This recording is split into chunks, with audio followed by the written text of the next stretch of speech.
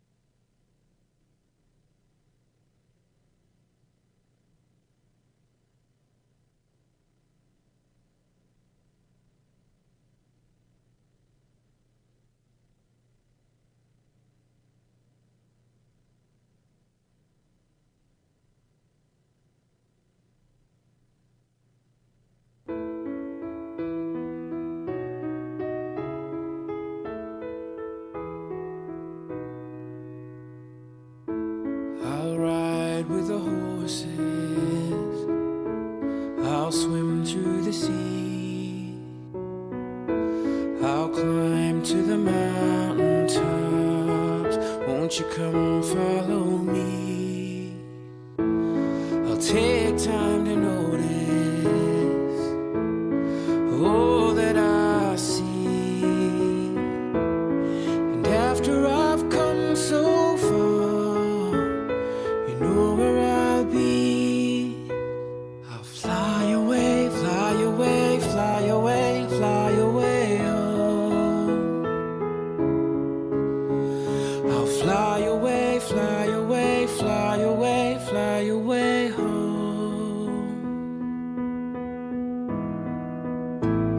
But life is a vision, that's how it should be. Canvas, and the choices are free. At the end of the journey, where all is complete, they'll all wonder where I've gone, but you know where I'll be. I'll fly away, fly away, fly away, fly away home.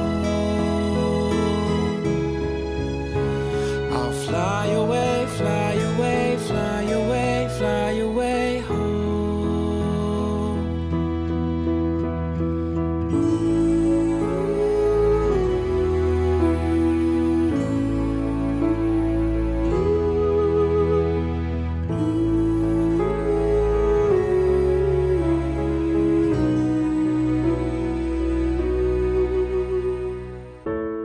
Our dreams last forever.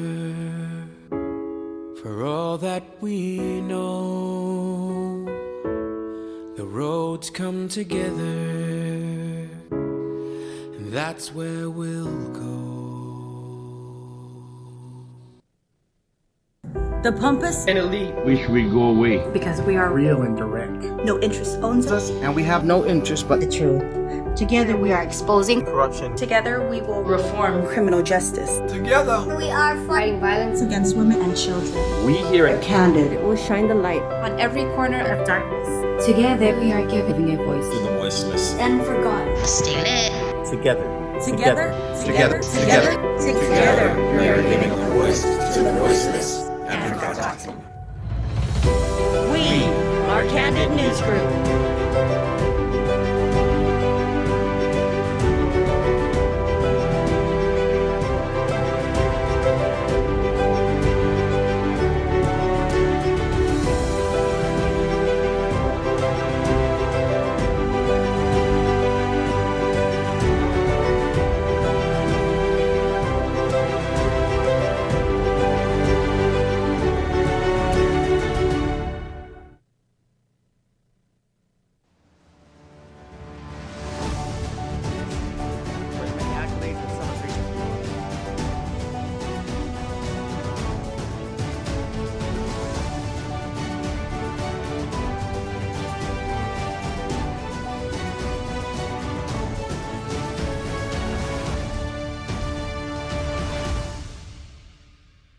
So, you know, I always think I have most of the answers or I'll find them. So, for the dilemma we're in right now, there's only one answer. The government of Guam, for all intents and purposes, is broke now, more so than ever. It's always been broke, it's just been floated by the federal government. So, right now, federally, take over the government of Guam into receivership. Start managing it the way it should be managed. Do not allow the flagrant abuse of taxpayer money, the total corruption that is ongoing constantly. It has to stop. And the only way it's going to stop is you guys, the feds, Donald Trump, Uncle Sam, get it together and tell this government you're coming in to check it out. See what they've been doing. See what's going on. See how the federal money's being spent. See how the poor taxpayers of Guam are being served by their money. That's the real thing. Good evening, adios, mabuhay, arigato. Jeff, I don't know about the babarias you're saying. Jeff, I don't know, receivership. You're asking federal to come and say we're corruption over here. I don't appreciate what you're saying because we are all working hard. If you ask Jane Flores, she's my favorite special assistant as the first female elected governor of this island. You know, you cannot just come into this island, Jeff, and say these things that we're corrupted, that we don't like to pay the people. We're paying the people out of my own pocket, at my own bank. Jeff, I'm getting tired of you, like my favorite Gela Nick, always asking me question after question and all of these different nonsense, babarias. And I just cannot take this anymore. And there's protesters at Adelup. I told the police, I said, you keep those protesters out of here, you know? And Jeff, you're gonna make that video from your own, that business. I closed down your business already. And I don't even know, are you paying taxes? Oh wait, you cannot pay taxes. That's right, because I closed down your own business. Ha ha, burn on you. Okay, that's all. Half a day. You're not supposed to lose form. You're not supposed to go out of character. Half a day, welcome to Candid. I'm Johnny Rosario. And I'm Troy Torres. Thank you for joining us on this May 17th Sunday evening. Thank you for your patience. Welcome to our studios here in Tumon, Guam. We very much appreciate your patience with us. We haven't been on air since Friday. Friday? Oh, so we just skipped one day, right? Yeah. We just skipped Saturday. We didn't have a real show Friday night, but we were on air at the protests. Oh, yeah, that's right. Yeah. Yeah, we did lives then. Well, anyway, Anyways, we want to thank Jeff Pleadwell for providing that video. He has, I believe that's his second video, or actually it might be more, there might be more than two, where he's appealing to President Donald Trump to do something about the corruption in the government of Guam. And so thank you, Jeff, for providing that video and for sending that message out on behalf of the people of Guam. You know what I wanted to ask you? You know, usually we find out a year later, 6 months later, or even 2 years, 5 years later about corruption, right? That's when it gets uncovered. But since we are uncovering all these wrongdoing, in the middle of it happening, what can be different? How do we fix this since we're finding it now? Well, the Attorney General has to do something, or the U.S. Attorney, the FBI, Department of Justice, someone Does it have to actually go?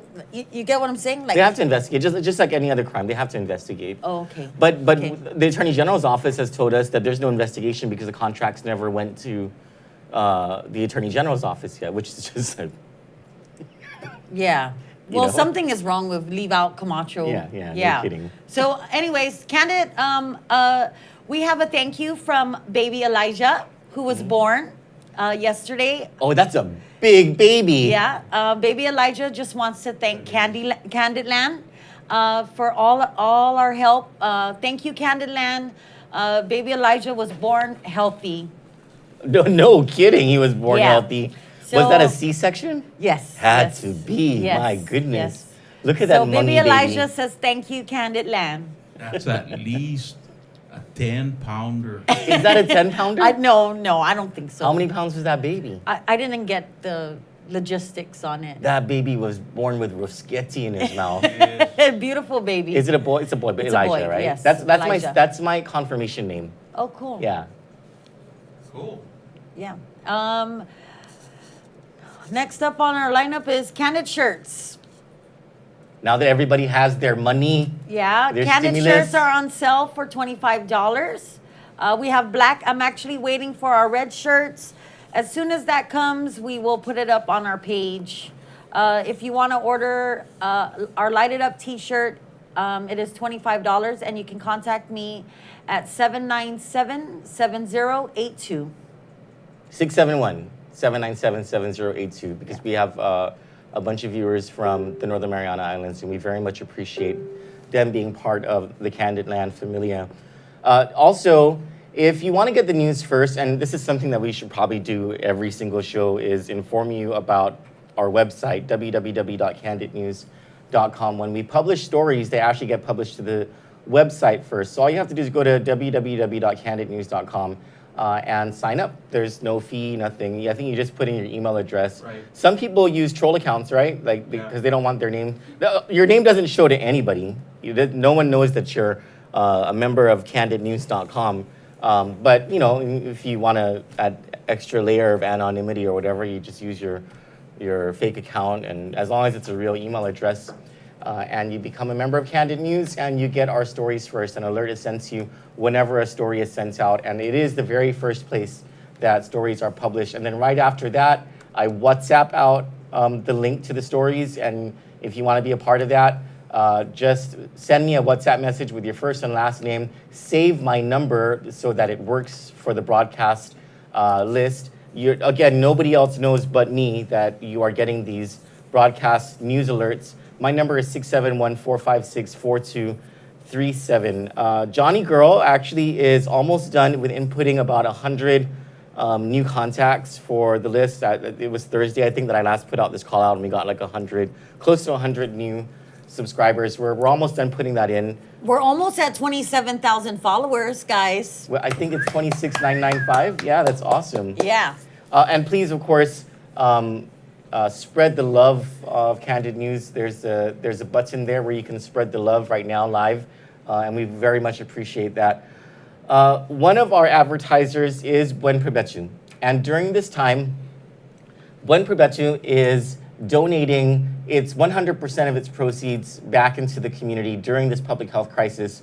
Buen Provecho is a online retail outlet for sundries. So if you want a Polar Pop at Circle K, or any kind of drink that's sold at Circle K, hot meals, snacks, even alcohol, and a bunch of different things, go to the website, BUENPRUBECHU.com. Sign up. All you have to do is put your first and last name and your email address, and you can get these things. You order it just like ordering from anything online, and it gets delivered to your front door. It's front door service. And of course, they take the precautions during this coronavirus period. Like they'll wear a mask and they'll sanitize things and all that stuff.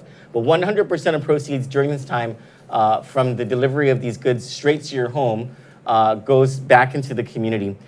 There also is Isla Imports Guam. Isla Imports makes these cool, or they special order and then soup up these cool mini trucks that I know absolutely nothing about, but if you go to my screen right now, you'll see what I'm talking about. So this is a pre-order custom-built 1995 Daihatsu Hi-Jet. This Hi-Jet came in with that ugly stock white that everyone's used to seeing. We shot this with a clean classic blue paint and gave it new life. New undercoat, rhino lined the bed and cleaned out the interior and added some cool cat wheels to make it pop. For more information about doing a pre-order custom build, direct message them at Isla Imports. Just search Isla Imports Guam on Facebook. Direct message them there or WhatsApp or call 929-7456. If you go through this, you'll see a whole bunch of different mini trucks that they've brought in. Oh, that was a nice one. You like that one? That's a Honda? Yeah. Dang. So I just saw this. Where did I just see this? Or was it a video that I just saw? It was a white one. Was it? It was at the drags. Oh, There was a white one that with the I saw it. It was a video that I saw in one of my chat Oh, groups. I'm like, when the hell did you go to the I drag did show? not go to the drag. I did not.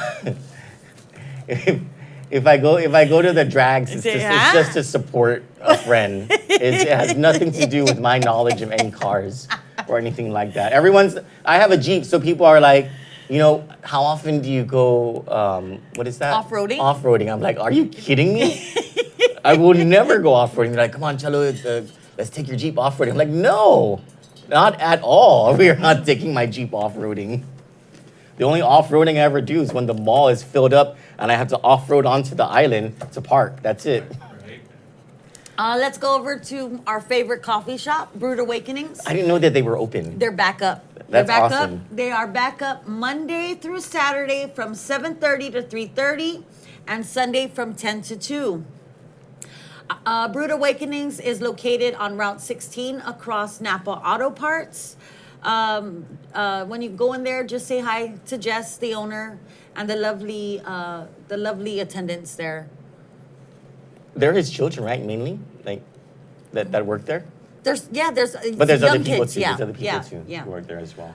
So Brewed Awakenings is open from Monday through Saturday from 7:30 to 3:30 and Sunday from 10 to 2. They have all your coffee needs, they have snacks, and they have my favorite, the chachalongs.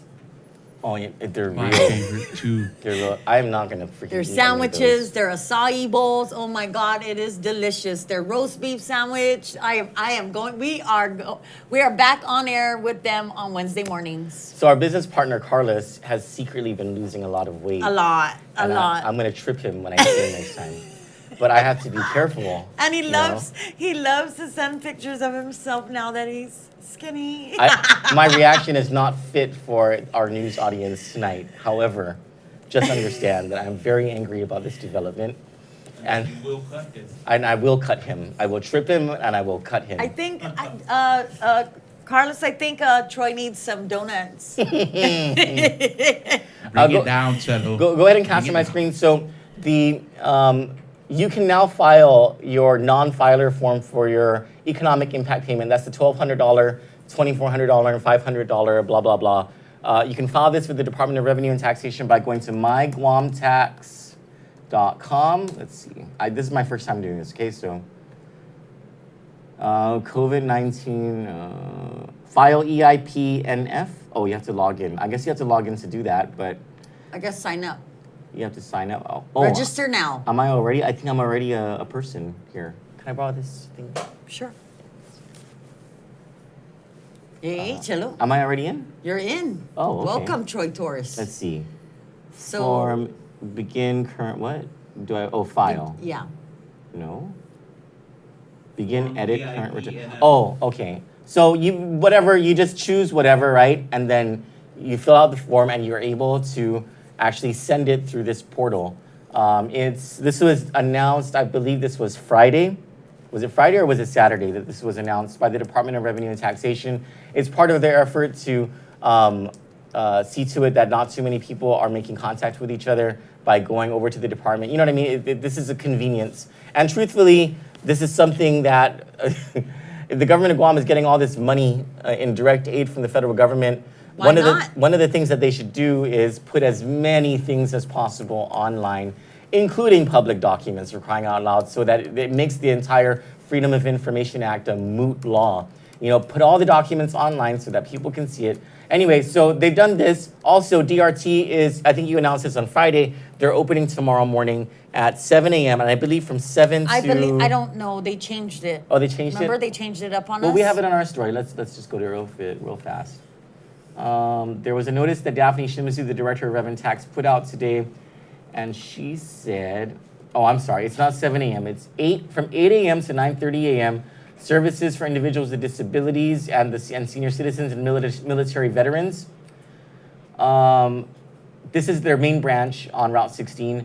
And then from 9:30 a.m. to 5 p.m. services for the general public. Now, for driver's license and Guam ID, you need to go to the Aganga Shopping Center location.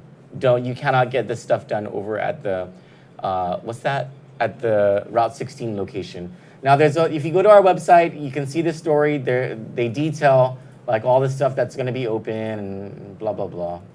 There's like 11 pages of instructions here. So I noticed that there were a lot of questions about the Rev and Tax opening tomorrow. I think most of those questions can be answered by looking at this story and at the information that DRT has provided. I'm not sure why my chair is squeaking, but I think our chairs are different. That's mine and this is yours. I guess the kids, okay. Yeah. You hear that? We have WD 40. I just almost broke my chair because I'm not Or skinny. like my dad says, D-Jap Blue 40. Before we get to the Josh and Janella story, let's see what your comments are. Let's see. Hi, Casey. Hi, Jim Adkins. Hi, Brandy. Brand Hewitt says, wow, Reverend Tax, it's about effing time. Welcome to 2020, people of Guam. It's wonderful here. I'm really hoping with all this money, federal money that's being infused to Guam, our systems get up to date. Oh, you know? It's probably not going to happen. It is. We will push for it, Troy. It's probably not going to happen. Those data contracts are, if you follow the money on those data contracts, they go back to people who are in. I know. Robert James Sablon says, man, I really feel so sad and hurt thinking about the little angel that is playing with the other angels up in God's paradise. I feel solace knowing that, I think he's talking about Asher Dean Lebowski, right? Mm-hmm. I feel solace knowing he is in a better place than we are, but imagine how the Father feels. I don't think I could grasp the power to continue living if my little boy was gone because of the ignorance and unprofessional services of the doctor who was supposed to provide care and make my little boy feel better. I give total respect and admiration to the father who experienced this most unfortunate and heartbreaking ordeal. Please find a way to bring justice for the father and family, but most importantly for Asher. I don't know how this doctor could sleep at night knowing that he is at the same level and title of a regular no-good murderer. Justice for Asher. That is a beautiful testimony you just gave, Mr. Sablon. Thank you so much for that. I'm sure Mr. Lebowski very much appreciates that. Jerry Lee Minnesota says, thank God they're opening. They don't know how to answer their phones. How about Vanessa Paco? Vanessa Navarro says, Josh's balls went up his dang butt, letting Horella not listen to him. If anybody knows Ness, she has the best comebacks. Mike Rosansky says, Ali Sue. What is Sue? Sis. Oh, sis. Oh. Ali Sue. Ali Sue? There's a person named Oh, a person named Sue, sorry. Okay, so the good seg from Vanessa Navarro's comment. So Lieutenant Governor Josh Tenorio apparently, okay, this is, where do we even start with this? My goodness. My it's just own, so, my own is way bigger. oh, definitely, own. Chelo, definitely. It clacks Oh. around when you walk. You're old. It like, My kahunas. it flaps around. It's like, You throw it over your shoulders. You tie him in a knot and a bow. no, it's like this. It's like this. My back is hurting. Wait, hold on. Smacks me along the way. So, 3 Thursdays ago, Janella Carrera, the Director of Communications for the governor, infringed on the freedom of the press when she muted reporters at a news conference that the governor was having. The governor and the lieutenant governor both were there. The questions by the media regarding the PAC Star and regarding services for the poor were posed to the governor. The governor heard the questions before Janella Carrera muted the reporters, and the governor still didn't answer the questions. And neither did Josh. Neither did the lieutenant governor. And so 4 days later, on a Monday morning, Lieutenant Governor Josh Tenorio went on Chris and Sabrina's show on KOAM and was like, that was wrong. I apologize. Carlo and Janella are responsible. They need to apologize. He's talking about Carlo Branch, the governor's staff assistant, and you know, we're an administration that's committed to transparency, he said. And so later that day, Carlo Branch issues 2 different apologies. One where he says, I apologize, but, and then the other, which was just an apology, where there was no but. And he says he takes full responsibility for whatever. The lieutenant governor, after that, never issued any statement to state that he was wrong to have implicated Janella Carrera and that Carlo Branch was right to have taken the responsibility all upon himself. The lieutenant governor was very clear in his remarks that he held both Carlo Branch and Janella Carrera responsible for the infringement of the free press. And so every day since then, Kandit has asked, where's Janella Carrera's apology? You think after that statement, the governor said, how fair, Josh? I think so. What is wrong? Why would you say that? I honestly believe, I believe the truth of the matter is that the governor told Janella not to apologize because it really wasn't Janella's fault. I believe that the order came from the governor. That's just me believing that. No evidence whatsoever, but understanding politics and how this has played out with the lieutenant governor, it really does sound like that's the reality of it. So now he's back on timeout. I don't know. Well, so what happens You're is on timeout. for Face the 13 wall. days, we oh shoot, that's right. For 13 days, we ask every day, and we do it to annoy them, but we send an email. So on some days we send 4 follow-up emails. We're like, hey, where's the apology? But you know, we ask some pretty pointed questions. It's pretty specific questions. And on Friday I believe was the 12th day. On Friday, we sent a bunch of questions to Josh Tenorio. We saying, your office last Friday said Carlo Branch would issue some statement on Janella Carrera's apology. On Saturday night, he stated he already apologized to the public, but never answered our question on whether Janella Carrera will be apologizing as you have instructed.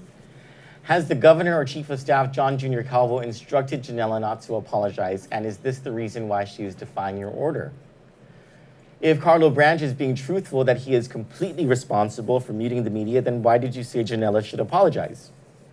What would you say to people who criticize that people who work at Adelup believe they are above reproach because of Janella's silence on this issue? May we please know whether Janella will be apologizing? If the answer is she will not, then may we please have your reaction to her defiance of your order? They didn't answer. So on Saturday, we followed up again. We're like, hey, what's up? Where's the Janella apology? And by the way, here are the questions again. And so finally, Saturday evening, Crystal Paco decides to answer us on behalf of the Lieutenant Governor's office. And she says, Carlo Branch has publicly stated that he directed Ms. Carrera's actions that day, and the Lieutenant Governor is satisfied that he has taken full responsibility. As the responsible party, the apology was solely his to make. It has been made abundantly clear that this situation will not be repeated. This is Crystal Paco, governor's spokeswoman, who works under Janela Carrera. I have a joke for that, but I'm not going to say it. Under. And so we're being mean. No, we're not. And so we asked Stephanie Flores, who is the Lieutenant Governor's chief special assistant. It's sort of like his chief of staff. We asked her, based on Crystal's statement, does this mean that the Lieutenant Governor was mistaken when he said that Janela Carrera was one of the responsible parties and should have apologized? And there's been no answer from the Lieutenant Governor's office. The ironic thing about all of this is that this is an issue, the whole issue revolves around transparency and answering reporters. Yet it took 13 days to get an answer, and then when we follow up on what the answer is, and by the way, this one statement from Crystal Paco is supposed to answer all of those questions that we asked. They hardly answered any of the questions. They just answered one. Basically that Janela wouldn't be apologizing. None of the other questions they answered. And this is an issue about transparency. And they say they're committed to transparency, and yet it took 13 days to get one response to one question, and they still haven't answered the other questions, and they still haven't responded to the follow-up question. Right. So are you guys transparent or not? This is not a half-pregnant issue. It's either you're transparent or you're not. And the reality is that they're not. Now, why are they not being transparent? Probably because there's a rift that they're trying to hide. And they don't want the public to know about it. Oh, well.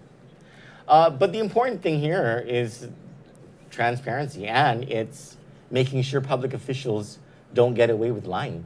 Yep. Are you lying about something? If you're not, then what's the story? Why can't you answer these questions?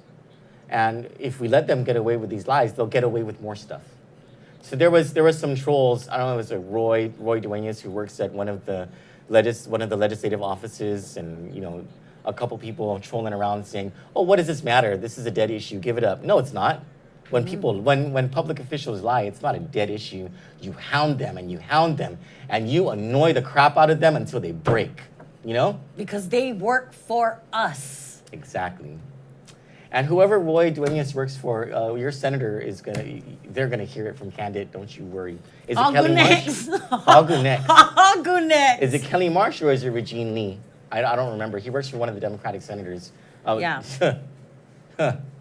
So anyway, there's that, and then the Pacific Star. And the directors. This is one of my favorite stories. Can you go to that story, Cello, so that can you read that story? Yes. So, the saga of the Pacific Star Hotel. Has it really been 60 days? Yeah, it's been 60 days. The saga of it's 60 days tomorrow. The saga of the Pacific Star Hotel, Adelup wants us to believe is coming to an end. But there's more to this story, and let's just go to the story first. Without explanation, the government of Guam announced in a news release that the Pacific Star Hotel will not be used as a quarantine facility, and its inhabitants will be transferred to the Wyndham Gardens and Hotel Santa Fe hotels. The two hotels were awarded contracts from the General Service Agency to serve as quarantine facilities. The use of the hotels have been mired. How do you say that word? M-I-R-E-D? Mired in an illegal procurement process and illegal payments discovered so far to the Wyndham and Days Inn hotels. The government of Guam directors and Adelup staffers who had displaced hotel staff at the hotels no longer will be assigned to quarantine duty. Instead, the Guam National Guard will assume quarantine operations. Gov Guam still not following testing instructions. The news release also says that Guam Public Health Laboratory is closed on Sundays and reminds physicians to follow storage requirements by ensuring specimens are refrigerated at 2 to 8 degrees Celsius. The GPHL uses the Abbott ID Now machine to test swab specimens for coronavirus. Abbott Laboratories, the manufacturer of the machine, told Guam on April 16 to stop storing the tests and to run them immediately after swabbing the specimen in order to avoid a significantly high rate of false negatives. So on the first part of this story, the PAC charge is not going to be used anymore. So they didn't explain it in the JIC news release, but we do know from the records that were FOIA'd and that were disclosed that the 60-day period ends tomorrow. Matter of fact, one of the quarantine people left a comment on our story on Facebook and said, and showed us the paper that the residents or that the inhabitants over at Pacific Star just got today, telling them that they're going to be moved tomorrow. And so these are all the guidelines for the move, and by 9:30 you have to have your luggage, whatever, and this is how you're supposed to proceed to the elevators and blah, blah, blah, blah, blah. They were just notified today about it, which tells me that there was some last minute hokey pokey going on, probably in an attempt to continue the Pacific Star contract or to renew it, even though it was an illegally procured contract. It's a contract that doesn't even exist in the books because it hasn't even been finalized, signed by GSA, signed by even the administering agency, Guam Homeland Security, Office of Civil Defense. And so this change is happening because the original 60-day verbal contract agreement ends tomorrow. So they have to be out of there. So they're going to Hotel Santa Fe and to Wyndham. One of those hotels, the Wyndham, already has received an illegal payment from the government of Guam based on an invoice. So Wyndham and Days Inn were the ones that got paid. I believe it's a total of $138,000 in funds from the government of Guam for invoices based on contracts that have not been signed. What Homeland Security and Civil Defense have done is entered into supposedly legal contracts, at least contracts that pass muster with GSA and Claudia. I wonder why Pacific Star didn't pass it. What happened? What happened? I don't know. But the governor has ordered payments be made on those invoices. One of those invoices But wait, that we saw. Troy, because Wyndham, they were from the get-go, even when Pacific Star became the quarantine, Wyndham was one of the first ones as well who didn't have a contract. What makes Wyndham so special? Why now do they have a contract and Pacific Star didn't pass? I'm thinking because all of the pressure was about the Pacific Star. And so there was hardly anyone was saying anything about Wyndham or Days Inn or Hotel Santa Fe. So Maybe Wyndham doesn't have a $32 million. Well, maybe not a $32 million mortgage. Oh. Yeah. Oh. But, well, this is embarrassing. Do you remember when just 2 months ago people were moved from Wyndham and Days Inn to in the middle of the night they took them away and brought them to Pacific Star? So they're not only carrying people that might be transmitting corona, but they're just it's so embarrassing. Our government is so freaking embarrassing. They are. They're kind of like behind the 8 ball. No, they are 8 ball. They're 2 cans short of a 6-pack. So one of the people who's been quarantined has a very sad story about something that was done to him that actually conflicts with GovGuam's QFAC procedures and protocols. And this is what he already says. So I came to Guam to say my last goodbyes to my mom. She passed away about a week ago on her birthday, May 3rd, at the age of 90. I wanted to be with my father, who is by himself at this time. Granted, my brother and sister-in-law are trying their best to comfort him and having to work at the same time. I've always been one to get things done on my own, but I feel my hands are tied on this. My sister-in-law has tried with social media and news media here on Guam, but it seems that we are getting the runaround. The answer is always, we are reviewing it. In the meantime, I've heard that over 200 people are now being quarantined at the same hotel that I'm quarantined at. I took a COVID-19 swab test and an antibody blood test before arriving on Guam, but I'm still being quarantined. According to the guidelines set out here, I should, in all accounts, at least be home quarantined. According to the guidelines, some are being released to home quarantine without even having the required tests. Makes me wonder if even the flight crew is being quarantined at a quarantine facility or at home without the required COVID testing. I'm hoping with a little help from my Facebook friends, I and my nephew can be released to home quarantine as soon as possible for the remainder of our quarantine. Mind you, we have been tested with negative results. We have been here for 5 days now and have not seen any of our family members. I have attached a link regarding the guidelines here for a bereaved family member. I would be eternally grateful if you are able to help out and send out an email pleading our case to Kane Agan at Kane, that's KANE.AGAN at dphss.guam.gov. Once again, thank you so much, and I appreciate all your help. So this is a guy who is quarantined at the Pacific Star, and will be moved tomorrow with his nephew. They came to Guam because his mother died, and he couldn't say his goodbyes to her because the government of Guam quarantined him. The problem with that is that Gov Guam and They set the rules. Yeah, but there's two problems. One, he was tested. Yeah. Prior to coming Negative. here. That's and what he they was want. tested 72 again. hours. Yeah. He was tested again when he came here, negative. And they still kept him in the facility. He called, it's not like he didn't try. He called everywhere and he was like, hey, get me out of here because, my mom, I want to see her before she passes away. And so she dies. This guy doesn't get to see her. He's stuck in this quarantine facility. But there are rules that say that he should be sent home to quarantine at home and not remain at the quarantine facility because bereavement, they come here for funerals, that's an exception. And it was an exception made By after... Rebecca. Which one? Go ahead. By Rebecca, right? She stated that on her... She stated that in testimony to the legislature during Therese Terlahi's oversight hearing. But the exception was made following the news that broke about the Gita director who had come back to Guam from attending a funeral. And so all of a sudden there were these new funeral rules because before they didn't allow it. Right. But at the time that this guy came back, they did. They did allow it. Yet it's, and then what he's saying, and what other people have told us as well, is that there are people who don't take the tests and are released. Yeah. But I have another question about this.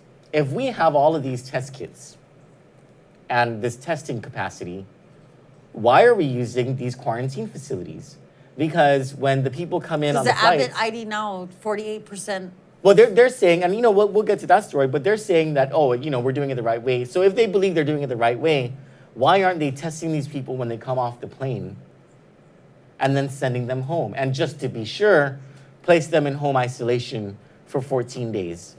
Why do they have to go to these hotels? In the beginning, the issue was there weren't enough tests, but we've had enough tests now for weeks. Why are we still using these hotels? Because it's closed on Sundays. Testing's closed on Sundays, guys.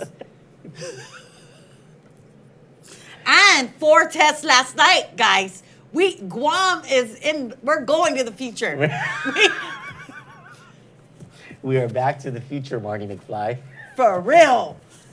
No, I need the person needs our friend's number. Our friend. Yeah, I'll get to that message after this. Oh, to file something in court to get him released. Okay, it has to be court ordered. Yeah, okay, so we'll afterward. Yes. Wait, hold on, I'm looking for something because the thing you said about Rebecca Respicio, yes, that is correct. Don't go to my screen, Chalo.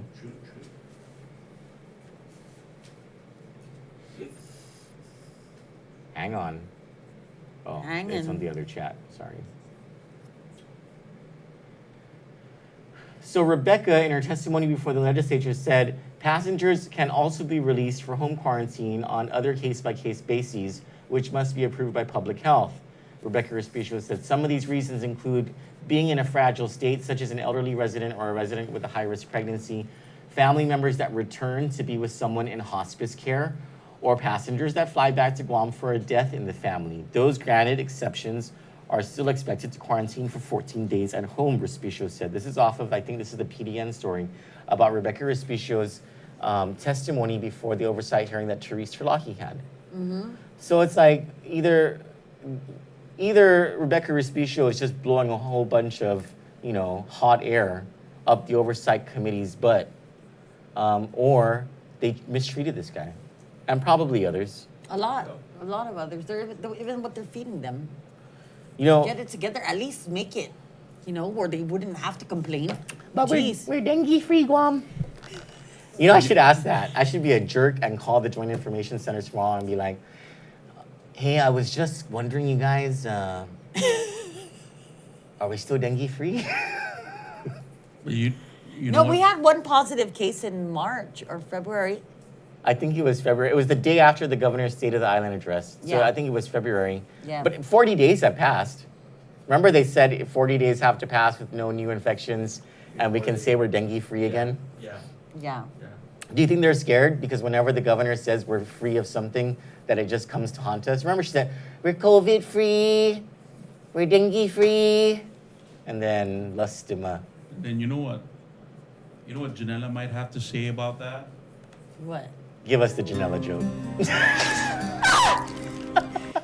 Okay, quarantine, funeral request, and cost reimbursed. Oh, that's the one we just did. Okay. So all of these, and you know, there are some people, they still exist. They're still they're not. This breed of people has not become extinct from this earth, even though, you know, they would be runners up for the Darwin Awards. There are some people who, beyond all reason, are like, you know, just give the governor a chance. She's doing the best that she can. You know, even if our whole island burns, you know, as long as the governor does the best that she can, then, you know, she's okay. She's okay, you know. And I just can't wrap my head around that because there are just so many things going that's wrong. why I said you are delusional, Grandma. Honest to God, you're okay. You're okay with the swiping of these contracts. You're okay with... We have dengue for the first time in 70 years.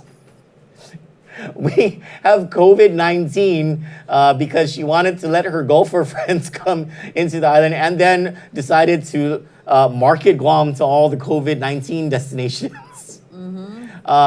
We are not testing right. Our infection rate is a lie because they have refused to recognize instructions from Abbott Laboratories and conduct the testing in the correct way. There is money going to Gucci laptop bags and iPads for cabinet members. Cabinet members and directors are raking in the big bucks as glorified janitors at these quarantine facilities. Oh, by the way, they're no longer going to be there. They're going to be replaced by the National Guard. And I just, any reasonable person would at the very least, be able to say that the governor's not doing a good job.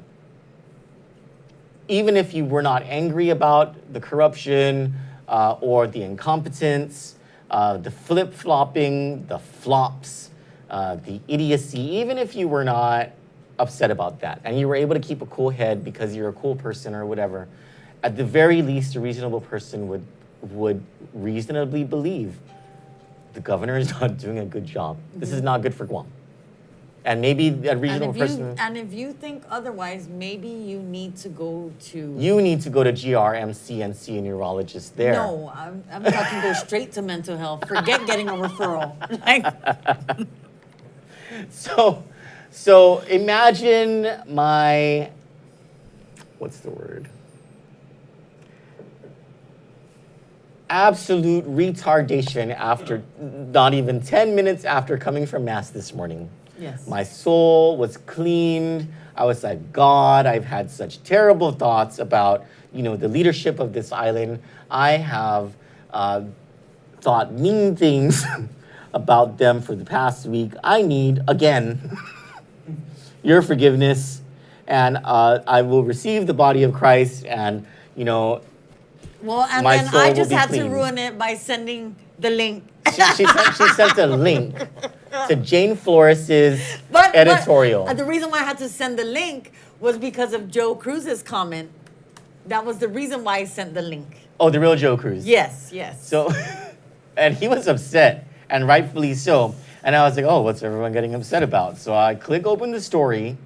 Well, not the story, it was Jane's opinion. Where is it? Son of a gun. Well, just like a butthole, everybody has an opinion, right? So does Jane.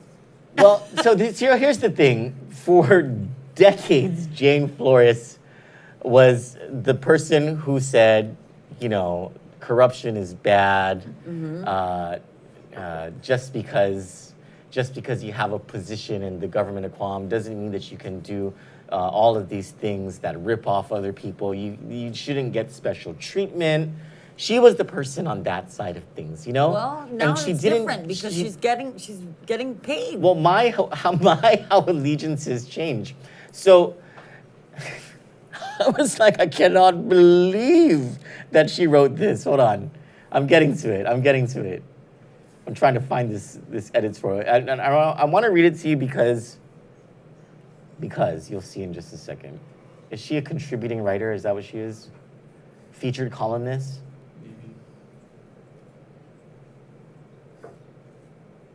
What is this thing called?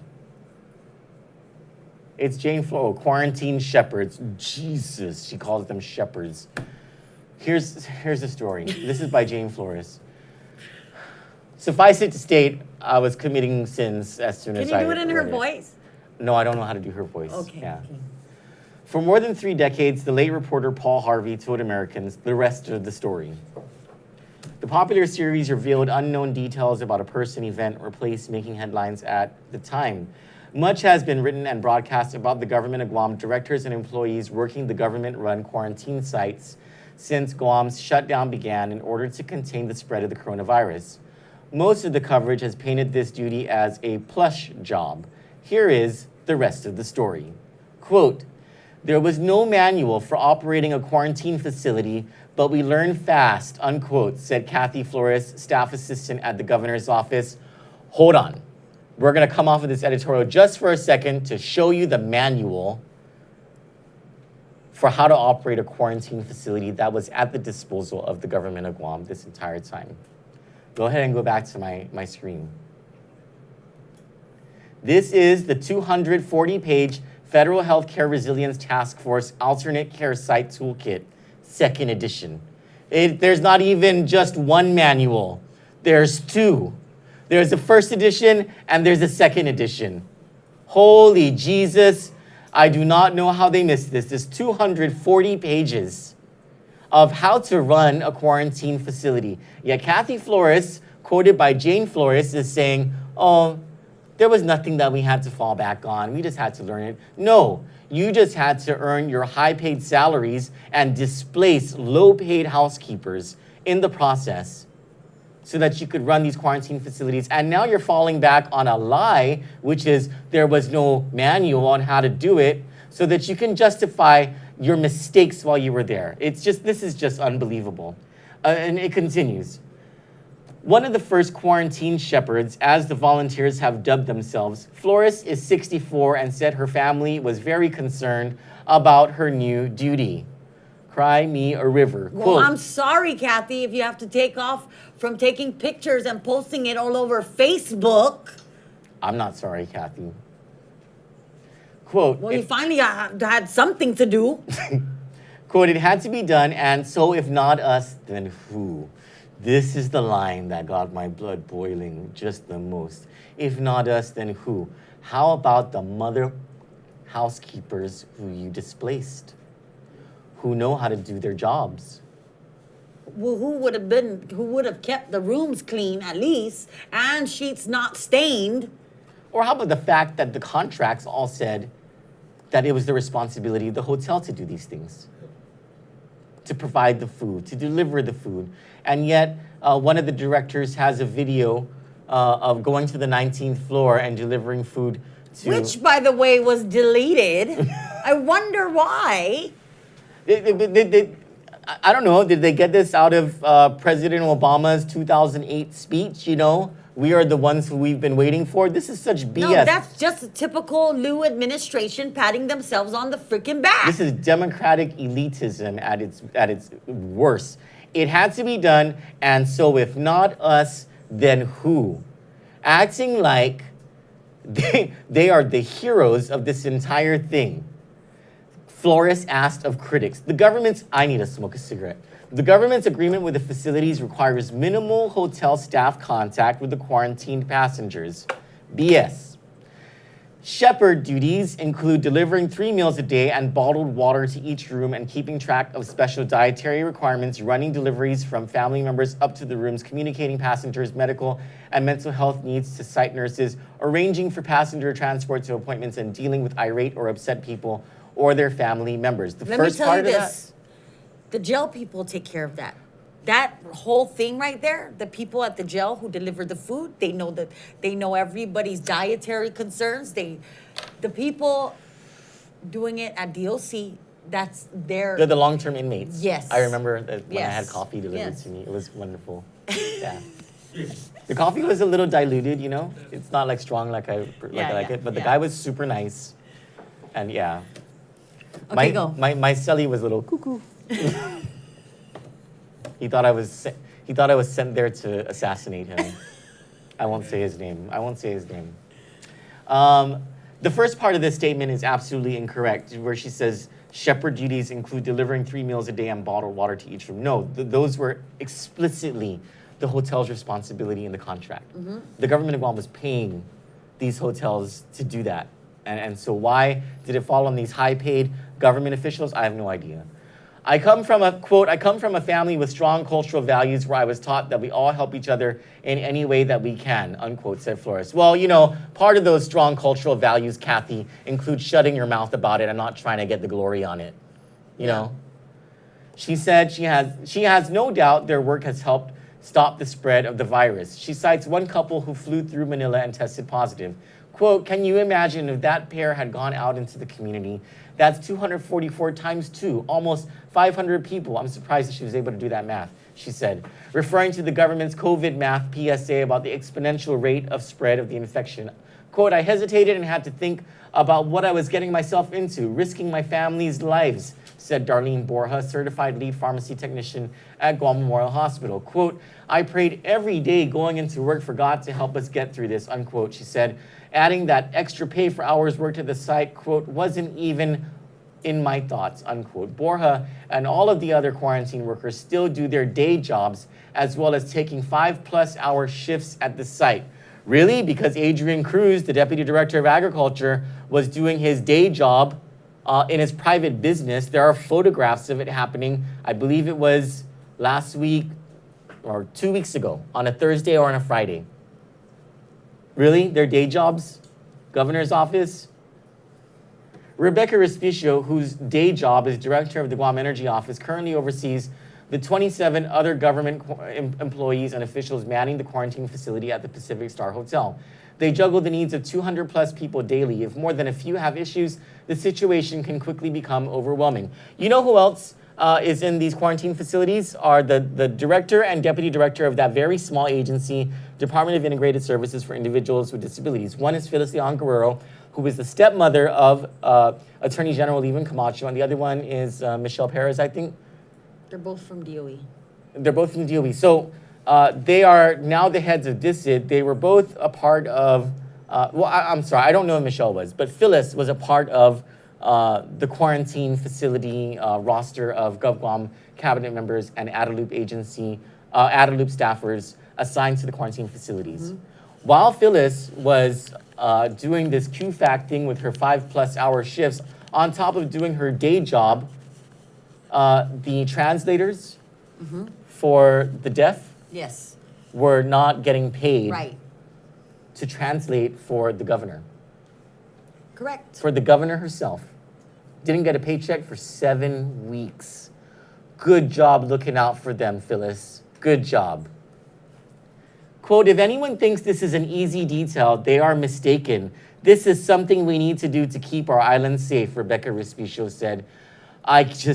This just boils my freaking blood that this is the attitude that they have about their jobs and that they expect a pat on the back and a thank you very much from the people of Guam for screwing everything up.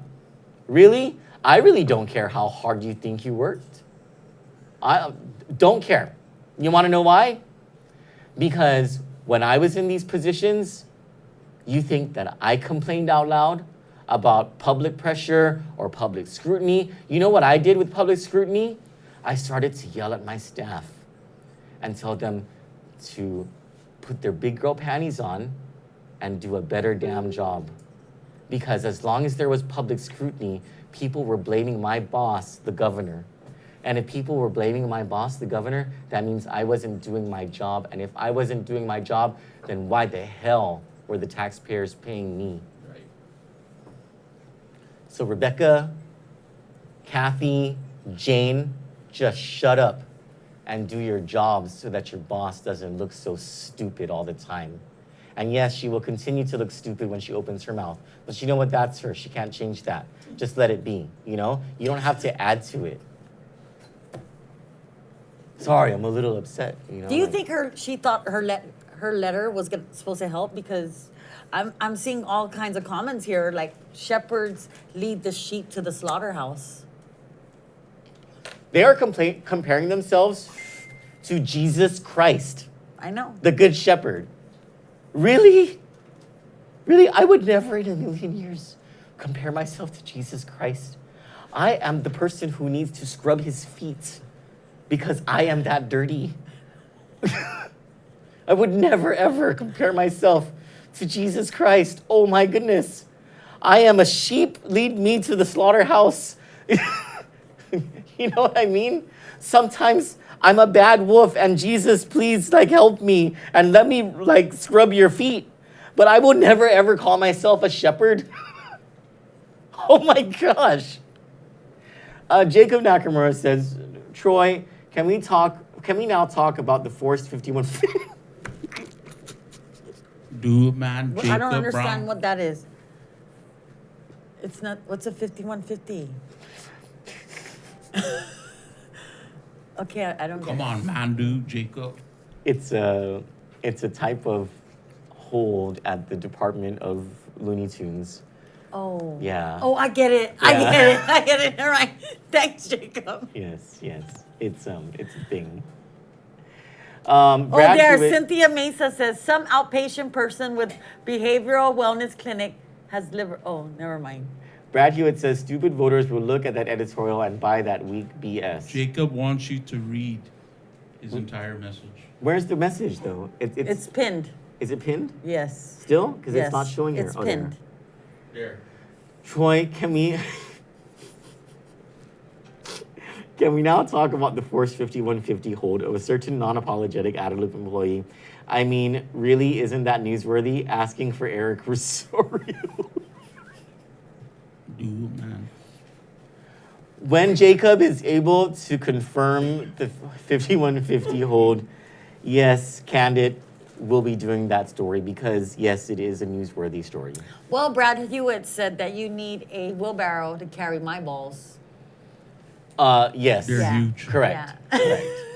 Yes. And it's one of those I got one end, guys. Get the other end. All right. So, Jane. I have a lot of respect for Jane Flores because, for years and years and years, she was all about. And didn't you work for her, Chalu? Yes, I did. She was your news director, right? Yes. And she was very much about, anti-corruption, contribute back into the community, all that stuff, right? Yep. And I don't know. Maybe, I don't know. She Maybe was Jane actually doesn't have political She was savvy. actually a great news director. Yeah. Yep. She always seemed to me like one of the most respectable people on this island. But I cannot respect that opinion that she wrote. Yeah. I respectfully disagree with Jane Flores wholeheartedly, and something like that should not come out of Adelup. Something like that would have never come out of the offices of Carl Gutierrez, Felix Camacho, or Eddie Calvo. You would never, ever. You think that had to run past the governor before it was released? I'm pretty sure, and that's another problem with this governor. She buys her own press, Yeah. It's just- Anyways. All I want to do is just make the governor say Troy's name, even have to type it again. I love it so much. I love it. You know what Troy's saying is wrong. What Troy Torres is saying. What Troy Torres is saying is wrong. Wrong, huh? Say Thanks it for that again. seg. Thanks for that Yeah, seg. yeah. What Johnny's talking about is the governor telling people that the story that we put out about Gov Guam not knowing or not reporting how many people tested positive on, was it Friday? Thursday. From Thursday into Friday. Was GovGuam not getting its numbers straight on how many people tested positive for COVID-19 at Guam Memorial Hospital? So just a quick rehash of that whole debacle, and this should call into question all of the numbers that Adelup has been providing. It started with the Joint Information Center saying there was no one at GMH COVID-19 positive. Over an 18-hour period, the Joint Information Center said no one. During that 18-hour period, sources were coming in saying 2 and then 3 more, 5. So during that 18-hour period, Lillian Perez-Posadas, the administrator of GMH, says, actually 2. And then we ask her a minute later, hey, what about these reports that there's 3 from GRMC? She says, confirmed. So that's 5. And then 20 minutes later, she says, actually, it's 3. And then a few hours, I think it's 4 hours later, the Joint Information Center says, okay, it's 1. And then 8 hours after that, the Joint Information Center says, oh, actually, it's 2. And during that period, when the Joint Information Center was going from 1 to 2, the governor says that no, and she puts this in chat rooms that she's part of. And where, of course, the people in those chat rooms, multiple people in those chat rooms, screenshot and send it over to us. And she says, they're wrong. Actually, it's 2. And this was during the period that the Joint Information had said 1. And during the same period that Lillian first said 5 and then said 3. And then more information comes out that there was 1 and then 2 more at GMH, adding to the 3 that already were there for a total of 6. This was all within a 24-hour period. Yeah. And then the administration has the gall, Jane Flores has the gall to say, we're doing a great job. You know? You can't even get the COVID-19 numbers right. And it's not the difference between 456 and 462. It's the difference between 1 and 6. Incredible. And then news reports start coming out this weekend. Was it Friday night into Saturday morning? Yes, Friday night into Saturday morning. The major news wires start carrying a story about a study that has not yet been peer-reviewed by New York University, claiming that 48% of tests that came out negative were actually positive. And this was off of the Abbott ID Now machine. The Abbott ID Now machine, 2 of them are being used at the Guam Public Health Laboratory. By the Guam Public Health Laboratory, supposedly over at the Northern Regional Healthcare Community Center, where you get tested for COVID-19 if it's not on the road. But we understand from Dr. Manglonia from the laboratory, who was at the oversight hearing that Therese Terlahi had, that they were still diluting the swabs after they swab you for the test. They put the Q-tip into a dilution storage container, and then they run the test at a later time. Dr. Manglonia said, oh yeah, we're still doing that. Abbott Laboratories on April 16th said to the government of Guam, don't do that. It leads to 14% false negatives. Now, there are news reports carried on every major wire about how that false rate is up to 48%. Can we play a couple of these right now? New at 11, the Commissioner of the Food and Drug Administration speaks out after reports Abbott Labs' new COVID-19 rapid test may give inaccurate results. A new NYU study suggests the test frequently misses cases of the virus, giving false negative results. Dr. Stephen Hahn says testing is always being evaluated and revised, but the study may not give the full picture. There are some data to suggest that there may be inaccuracies, false negatives with the Abbott test. However, there are many users who have contacted us and have not had this problem.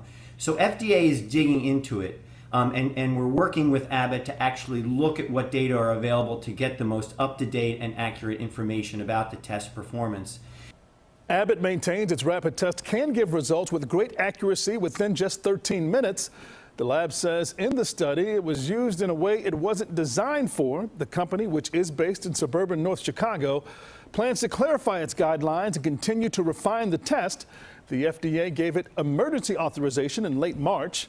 Hahn says if a test comes back negative, it might be worth getting a second test done to confirm the original result. With 58,000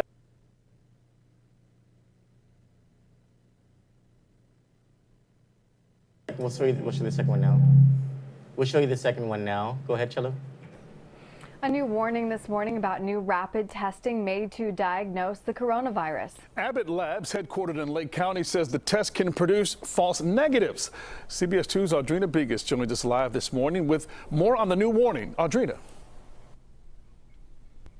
Good morning. We told you earlier this month about these first of their kind tests. They take just 5 minutes, pretty groundbreaking here. Well, they're available at a handful of physicians' immediate care clinics here in Illinois. The warning, though, this morning is that this rapid test device can produce false negatives if a certain solution is used to move or store the patient's swab samples.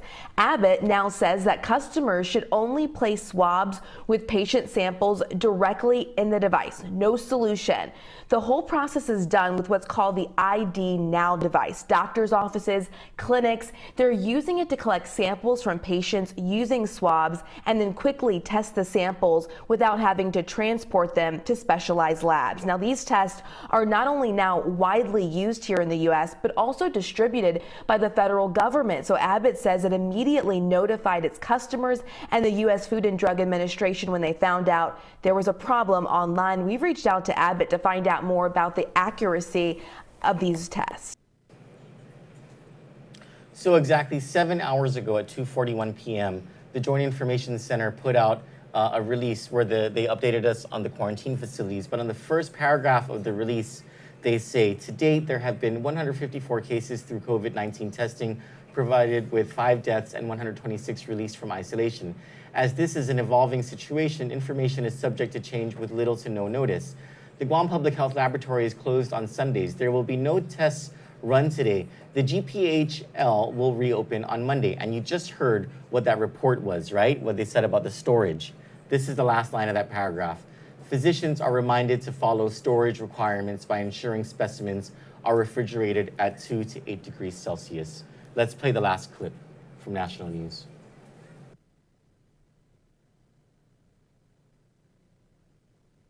Abbott's rapid tests can produce false negatives under certain conditions, the company says.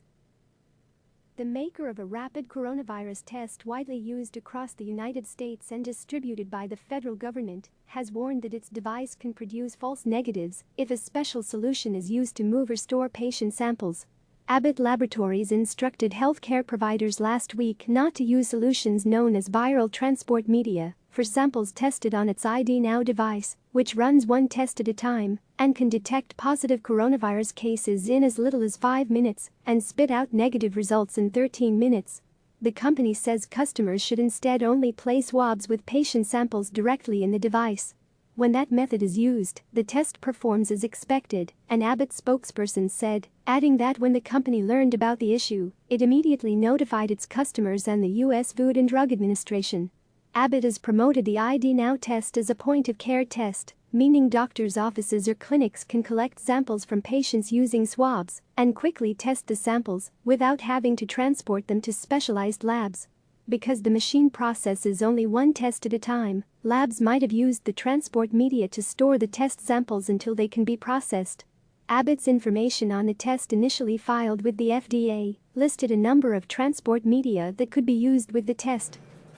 Now, this is a major study by a leading medical center in the United States, the New York University's medical center. But it hasn't been peer-reviewed. And so that's an important part of the whole process of confirming things, right? Even if this study was wrong. No, but they just need to come to Guam. Yeah. And do the study here. They do, because even if this study was wrong, even if it was a 48%, even if the 48% false negative rate was wrong, the 14% false negative rate still stands through the Atlanta study on the Abbott ID Now machine, for which Abbott Laboratories on April 16th said the reason why there's a high false negative rate is because of the users using the either 1 milliliter or 3 milliliter dilution VTM. What's VTM? It's I can't remember what it stands for. It's a storage method. Yeah. So you take the swab, right, out of the nose, and instead of putting it directly into the machine, viral transit method? Yes, yes. Viral transit method? Yeah. You put it into a vial that has a dilution, a liquid dilution of what Guam says, oh, it's only 1 ml, says the governor. Because I'm a nurse, you know, she knows everything because she's a nurse. That she's telling us that she knows more than the manufacturer of the machine. Yep. And all of the scientists in Atlanta. Yep. Yeah, apparently she knows more than them. And so since April 16, she has refused to change the methodology to what Abbott has instructed everyone. So even if the NYU study was wrong, the methods that Guam is using are still wrong. So like our false negative rate is probably even way more than 48%. Meanwhile, we've been moved into P-Core 2. P-Core 2. And you know what? I firmly believe, like I'm one of those believers that people will make the right decisions for their own health, right? Yes. And so I'm all like, you gotta open. I'm not gonna go anywhere except Ross. Most people. Well, yeah, most people. See, I ain't gonna go anywhere except for Ross and to buy my cigarettes. Cost you less. And cost you less for groceries. And that's not an everyday thing. You know, that's just only when groceries are needed. And we have like a whole regimen. We go in with our mask and we bring our own, you know, hand sanitizer. Always, yeah. We don't want cooties, you know? And I think that's what most people can do. And for goodness sake, the island has been partially reopened. Traffic has only increased a bit. During certain times, it's a lot, but okay, that's probably when people are getting off of work or going to work or during the lunch hour, right?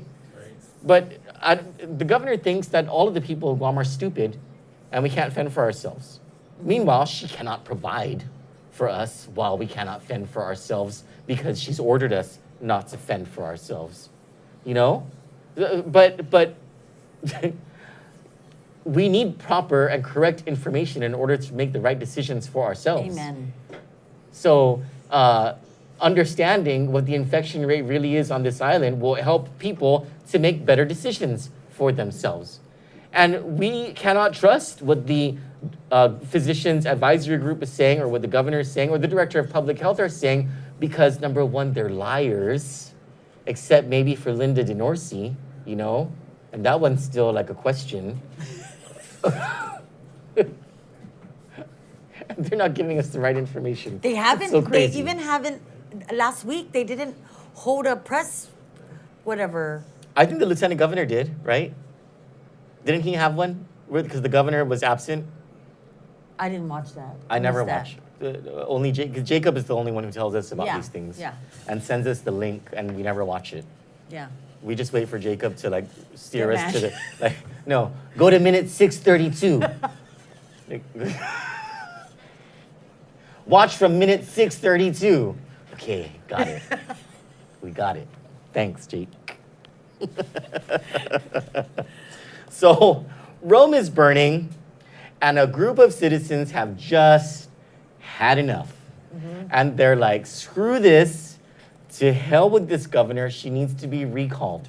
Yes. It is a very clear and concise statement that they are making. Do we have some of the pictures from, on Friday, from about 10 to 12:30, I think it is, they stood in the blaring hot sun. Oh, you didn't put the pictures up? I didn't have time, Chelo.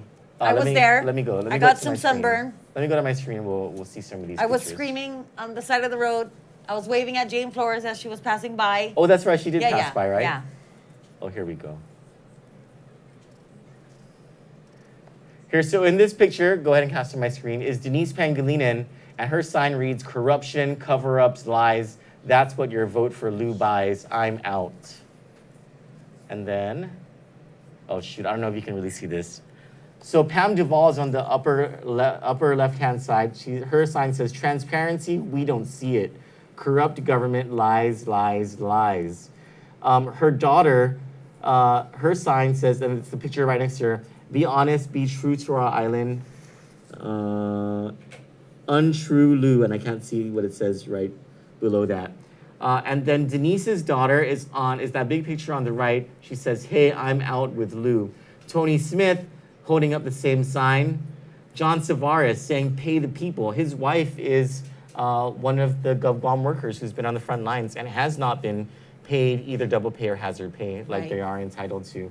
And then this is Sandra Siu who says, #recall Lou. Sandra and Denise were the ones who organized this protest, and they're coming back tomorrow at 5:30. Yes. 5:30 We at will be there. Adelup. I will be there. We are asking all of you who consider yourselves to be part of Kanditland family, and that is all of you.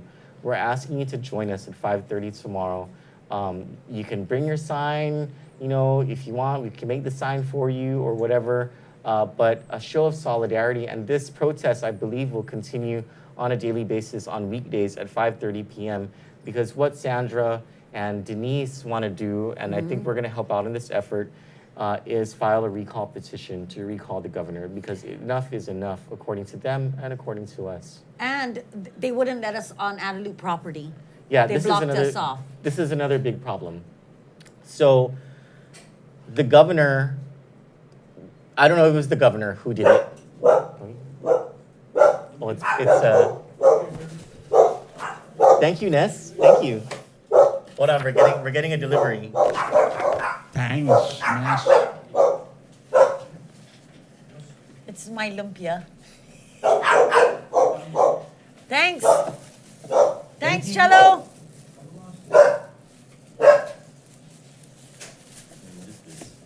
It's everything. Oh my God. My vinegar's there too. Homemade? Yes, homemade. Yumiko. Let me eat my lumpia in peace. Yeah, Issa. So we were Let blocked me off eat it in from entering Adelup grounds, government property. The governor set up the cops there to make sure that we weren't exercising, because only exercisers can get in. People were exercising, and if you work there. And I was saying, yeah, we're exercising our right to protest. They literally kept protesters from entering the front lawn of Adelup, which is far away from the governor's office. Far away. And all they wanted to do was be on the front lawn of Adelup to protest so that they could be closer to get the governor's attention. And it was the same at Paseo. At Paseo? What did they do at Paseo? Same thing they were doing at Adelup with the cops. The cops told them they couldn't be at Paseo? I think that's why they met across the street from Adelup. Oh, I didn't know that part of the story. So if that's true, okay, that's seriously, really using the police department to infringe on people's right to protest? Well, we didn't see to assemble. When we showed up there, no police presence showed them. They didn't bother them. Oh, so this is why guys remember that white. Yeah, they were just watching us, but they never got down. That one truck parked under the tree. Ooh, I dare them to come to me. I dare them. What Sandra and Denise and their families and friends did was heroic and courageous. Heroic and courageous. They are trying to bring down the governor of Guam. And they went to her office, and the governor had absolutely no courage. She's a in coward. Coming to meet them to redress their grievances. No courage whatsoever. Is there a sauce for this? Yes, I mean, right it's here. good without sauce, but it's okay. Yeah.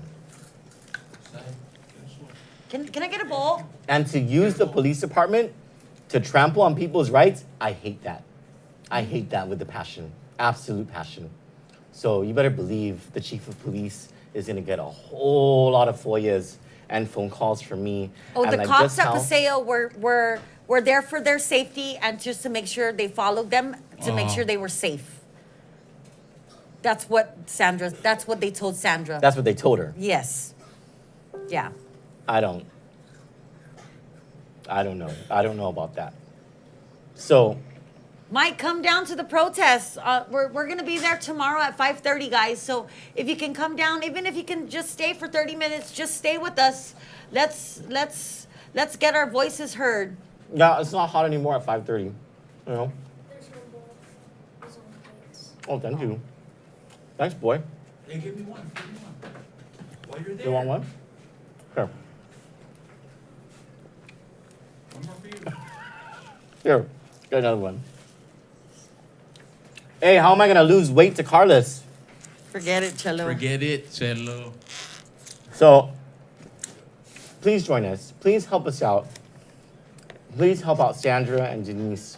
And we're gonna be there. Please help us out too. And Canadaland, if you've noticed, the more people that come together and have here we have a voice here, and things that we're passionate about and we're right on, we win.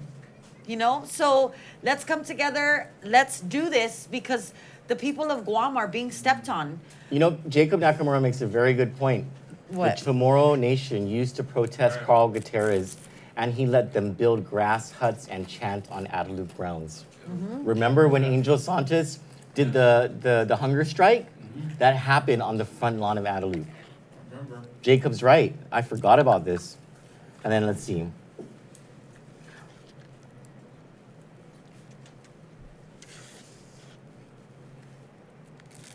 And Jacob says regarding that whole quarantine funeral exception thing, Jacob said, makes a very good point. They only allow you to skip quarantine if you are 1, a cabinet member, and 2, coming back to Guam from a funeral, and 3, infected with coronavirus. It's a great point that Jacob makes. You know? Yep. This is why something needs to be done to change the leadership of this island. And yes, there's an election for the legislature in November. But I don't think we can give her another 2 years like 2.5 years. We're gonna die of starvation, and you know we love food.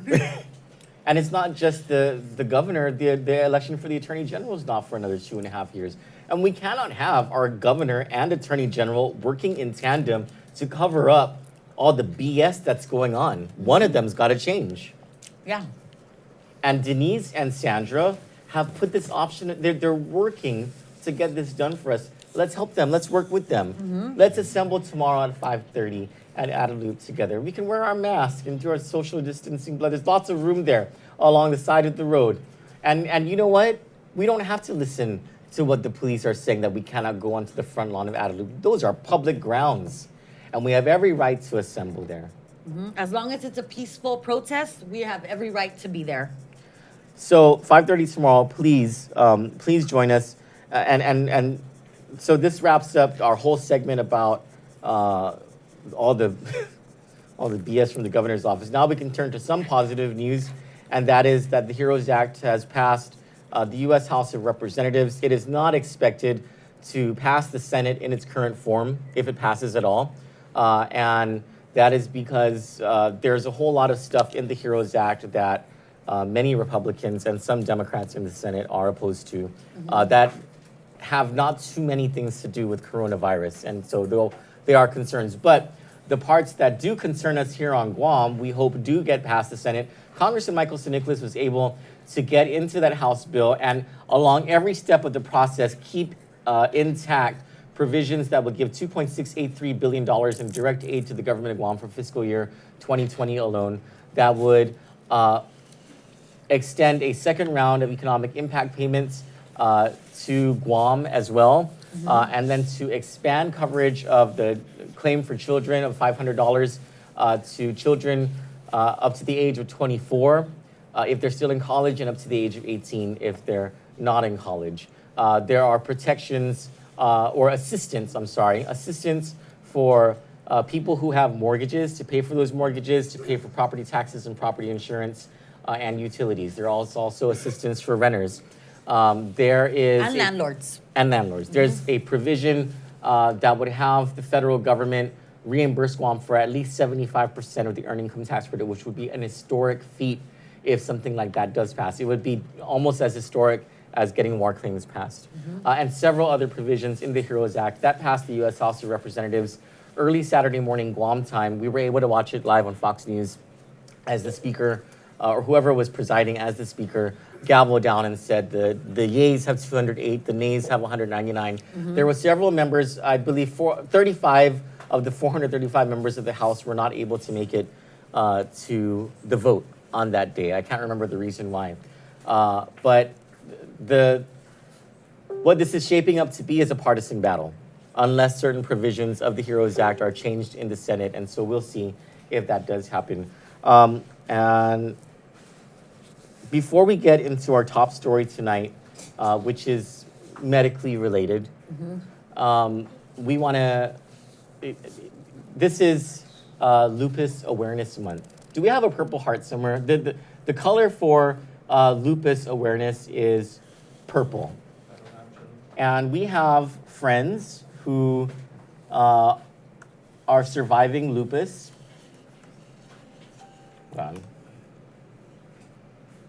on. Lupus is an autoimmune disease that your own immune system fights itself. So there's all different kinds of treatments, and it's an unknown. It's like a big unknown in the medical community, and those who have lupus, they don't know what causes it. A lot of times they cannot. They don't diagnose it right away. Yeah. They have to screen out so many other things, and you're in a world of pain before they finally say, you know what, it's lupus. Let's try this treatment on you and see if it works. So according to the Mayo Clinic, lupus is a systemic autoimmune disease that occurs when your body's immune system attacks your own tissues and organs. Inflammation caused by lupus can affect many different body systems, including your joints, skin, kidneys, blood cells, brain, heart, and lungs. Lupus can be difficult to diagnose because its signs and symptoms often mimic those of other ailments. The most distinctive sign of lupus, a facial rash that resembles the wings of a butterfly unfolding across both cheeks, occurs in many, but not all cases of lupus. Some people are born with a tendency toward developing lupus, which may be triggered by infections, certain drugs, or even sunlight. While there's no cure for lupus, treatments can help control symptoms. And lupus is something to be concerned about in a time like this, because the coronavirus can be most deadly to people with a compromised immune system. Right. And so people with lupus, that's it. You know, their immune system is completely compromised. It can set off an entire spiraling of events that, you know, will lead to a world of pain and a high likelihood of death if they contract the coronavirus. And so, you know, it's Lupus Awareness Month, everyone. Wear your purple shirts this month. I have a couple of purple shirts. I don't think I can fit one of them. And on to our top story tonight, as we go back to one of the journeys that we've been on, and that is to repeal the Medical Malpractice Mandatory Arbitration Act on Guam. It's something that we left off at the start of the coronavirus crisis, and we are trying to pick it back up. And there has been a recent event involving I believe he's a Marine veteran. His name is Jim Mansfield, and he's begun a protest at Guam Regional Medical City. Can you go to the story, Chella? Can you do this story? Sure. So Johnny's gonna bring you this story now. Go ahead, Chella, and cast to my screen. The allegations of medical malpractice against Guam Regional Medical City are mounting. In the timeline of malpractice allegations by patients and survivors of patients, most of whom cannot afford to challenge the system, there is a consistent factor. Virtually 99% of the allegations occurred after Margaret Benzon was removed as the CEO following the hostile takeover. The latest malpractice allegation is by a 53-year-old Jigo resident and veteran, Jim Mansfield, who believes GRMC is fraudulently performing unnecessary procedures in order to skim medical insurance providers through billings and claims. The procedure he refers to is an angioplasty, an insertion of a stent on March 18 during an angiogram test without his permission while he was awake. Quote, I arrived at GRMC at about 11 a.m. on March 18, and since there was no cardiologist, I had to wait until 5:30 p.m. for one to arrive from Guam Memorial Hospital. And by that time, I was in completely stable condition, and my EKG tests indicate that everything was normal. Mr. Mansfield said an EKG is an electrocardiogram test. According to the Mayo Clinic, it records the electrical signal from your heart to check for different heart conditions. I was informed of an angiogram test only to just check my heart arteries, and it was never explained to me that they would do anything but that. and I was never informed about risk or complications if they did the angioplasty and stent. And because of this unexpected and completely unnecessary invasive surgery, I've had constant pain that I have never had before March 18. Now, because of the angioplasty and stent, I'm also at higher risk of heart attacks and blood clots forming because of the heart stent. The last thing Mr. Mansfield wanted to do on the morning of March 18 was call 911 and have medics take him to GRMC after feeling tightness in his chest for the first time in his life. He said that he just went to be sure, but that he never had heart problems before, so he had no other reason to believe he had problems with his arteries or his heart. The EKG results, he said, prove that, and the doctor who inserted the stent without his consent should have known about the results before the invasive procedure. After the angioplasty and stent, my EKG went to abnormal. So this is, again, medical documented proof that GRMC put my life and health at risk just to make more money from the VA, Mr. Mansfield said. And when I spoke to the cardiologist on May 29, he told me when I showed him my normal EKG tests that he would have never done the procedure if he would have known that it was normal. He says he never knew. This is unbelievable malpractice, since he should have known, and I have the timeline to prove he should have known, end quote. The veterans insurance coverage is with Tri-West Healthcare Alliance, which provides insurance to veterans through the U.S. Department of Veterans Affairs. GRMC is charging Mr. Mansfield more than $49,000 for a procedure he never approved, conducted on him while he wasn't even sedated. Quote, I reported this matter to the VA and Tri-West since I will not allow them to pay this over $49,000 hospital bill for 2 days because these funds could be used to help other sick soldiers or veterans in need, Mr. Mansfield said. This is fraud, waste, and abuse, and patients should have rights against this. I called the Attorney General's office and they advised me to file an injury report at the police station, and Tri-West and the VA are also doing an investigation, end quote. The doctor who performed the procedure on him has left Guam, according to Mr. Mansfield, and he'll be gone for another 6 months. He said the doctor never provided me with any aftercare program or with any cardio rehab program, which is really unethical for a medical professional. This isn't even the latest allegation of medical malpractice committed at GRMC. Editorial resident Adam Baker says he was mutilated by the hospital and now is paralyzed with a portion of his spinal column protruding from his back. He walked into the hospital with slight pain in his leg and now he cannot walk. He is in constant pain. Kandit will be bringing you his story as well. Mr. Mansfield has been protesting outside GRMC to raise awareness of the medical malpractice issue there and throughout Guam. He joins a long line of patients and survivors of mutilated patients, including Twyla Tidegwe's infant daughter, baby Faith, who never saw anything but the hospital room, where she contracted an infection and died. While protesting, Mr. Mansfield met Annalyn Legarmes, whose father is a victim of medical malpractice, according to her passionate testimony before the Guam legislature. Ms. Legarmes' father has been a patient at GRMC fighting for his life. According to Mr. Mansfield, Ms. Legarmes feels helpless and believes the hospital is keeping her father in his condition to drain the Medicare system. GRMC has been in financial disarray since Ms. Benzon was forced out as its CEO. It was after she left GRMC that nearly every public allegation of malpractice has been made against that hospital. GRMC even closed its pediatric intensive care unit and labor and delivery ward following the death of baby Faith Tidegwe. The provision of these maternity services was part of the hospital's contract with the government of Guam to receive its qualifying certificate. The QC provides a significant tax abatement from corporate income and property taxes.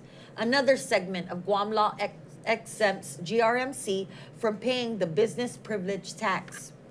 Kandit has been covering these stories under our continuing investigative journey to have the Guam legislature repeal the Medical Malpractice Mandatory Arbitration MMMA Act.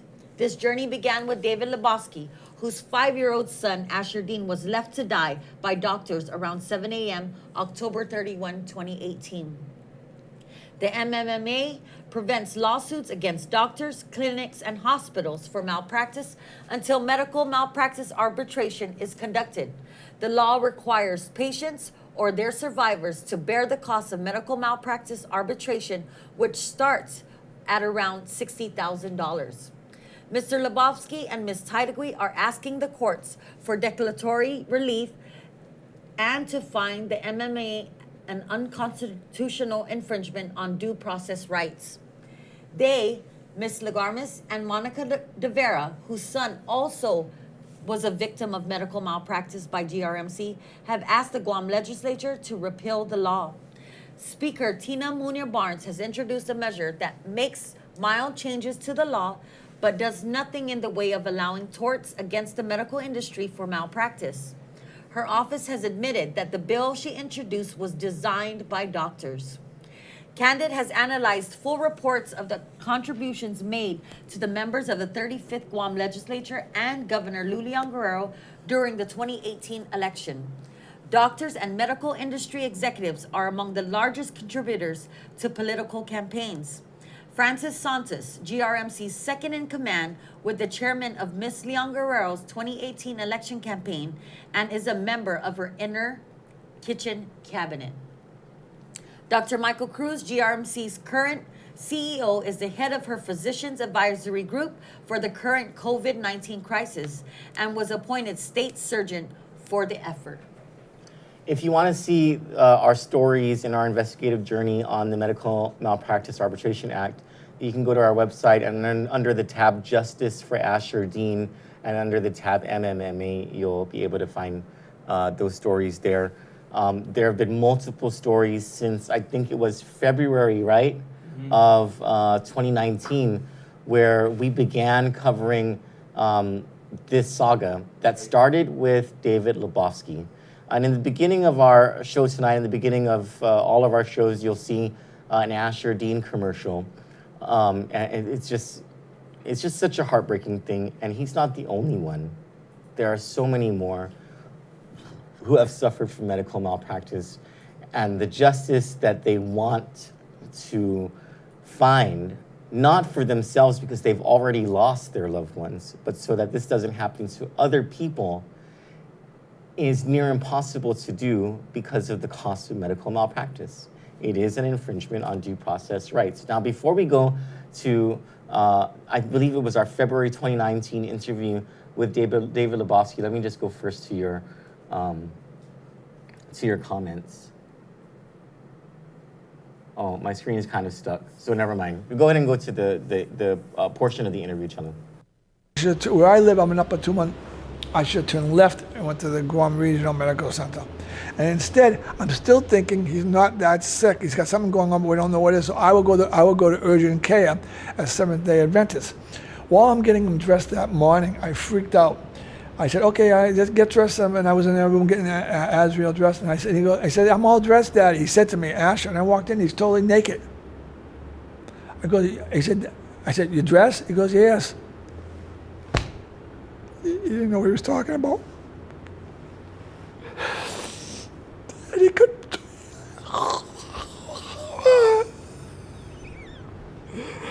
He didn't know where he was. He was all confused. He couldn't talk right. His voice was really raspy.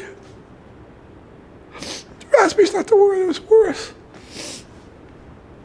Off to SDA we go, and into urgent care.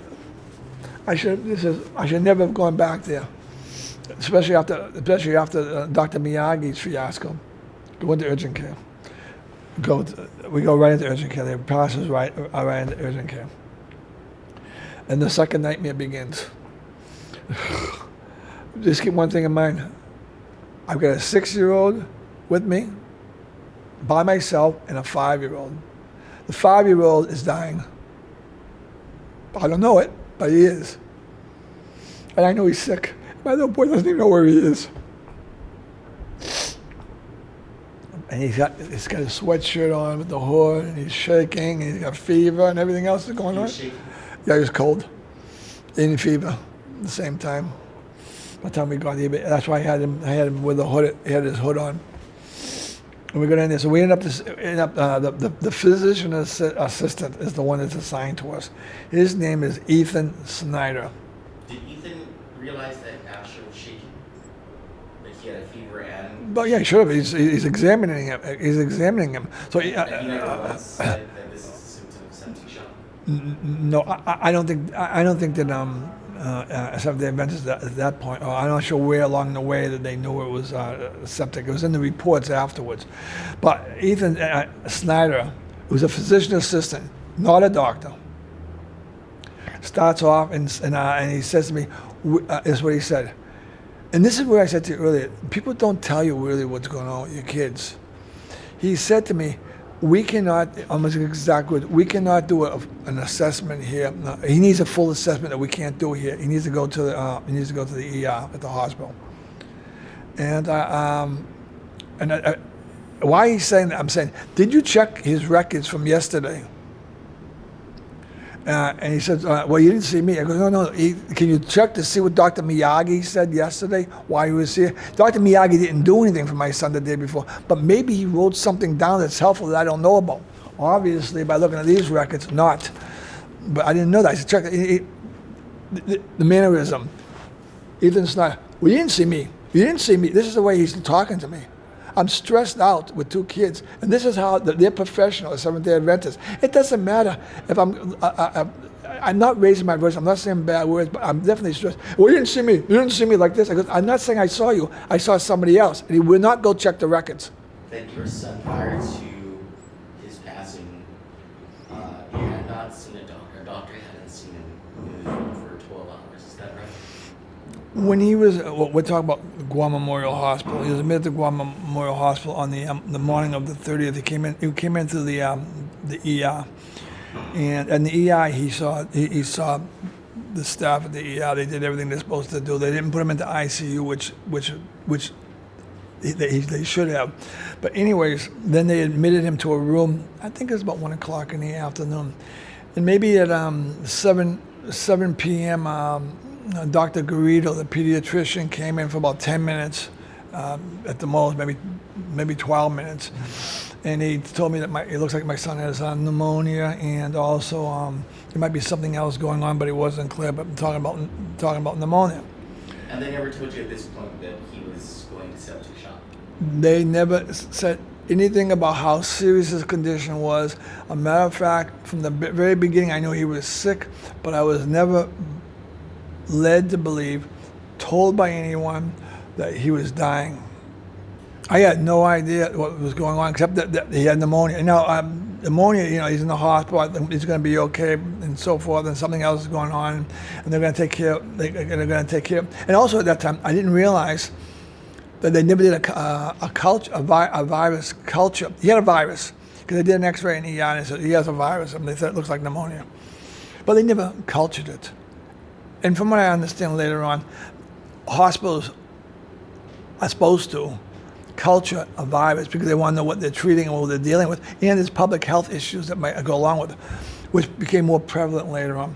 So maybe at 7 p.m., I don't know the exact time, 7 to 7:15, Dr. Garrido, my son passed away 12 hours later, about 7 a.m. in the morning, and no one, many nurses, no doctor that I know of ever, and I was holding my son all night. I'm in bed with him all night holding. It was my job to hold the respirator on his face. And I said to them, we're in the pediatric ward. Don't you have a way to hold the respirator on? He kept fighting and taking it off. I said, isn't there some other way? I don't know anything about these things. I'm not a doctor. No, so just help us and you just hold the respirator. So all night I held his respirator in place, and he keeps pulling it off, and he's arguing with me. Doesn't want the respirator. He's 5. Doesn't want the respirator on his face. And no doctor came into the room to look at him at all the whole night. He passed around 7 a.m. in the morning. I don't remember the exact hour, about 12 hours after Dr. Garrido came in. And at that time, about 8 doctors come running in. Dr. Garrido, Sormento, people in the ER, and some other doctors, I don't remember their names, all come running in to try to revive him and give him condolences. And I'm thinking to myself, where were you all night? First of all, I didn't know my son was dying. I have no idea this was I have no idea. Were there no alerts that went off? Yeah. For me, there was some alerts. The first alert is that he had blood coming from his nose, and I said to the nurses, I said, "What's this? What's this?" And she said, "Well, sometimes the respirator will dry out the nose, and this is common for blood to come up." So I bought into that, and he's fit. No, doctor. The nurse told me that. No, doctor. And then the nurse told me also that they were thinking about his oxygen level was at, if I remember, it was like 88%, and it's supposed to be up over 90, like 92 or 93 or something. So that's why we have to keep the respirator on and so forth and so on. And at maybe 2 o'clock or 3 o'clock in the morning, they told me that we have to move. We're thinking about moving him into ICU. With no doctor examining.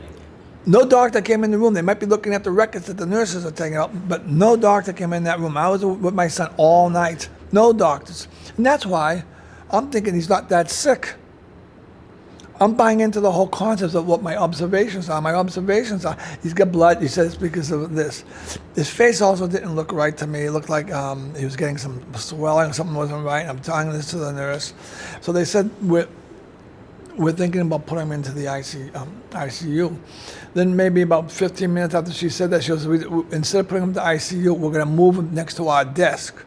So in other words, there's a series of pediatric rooms, treatment rooms, hospital rooms in the pediatric ward.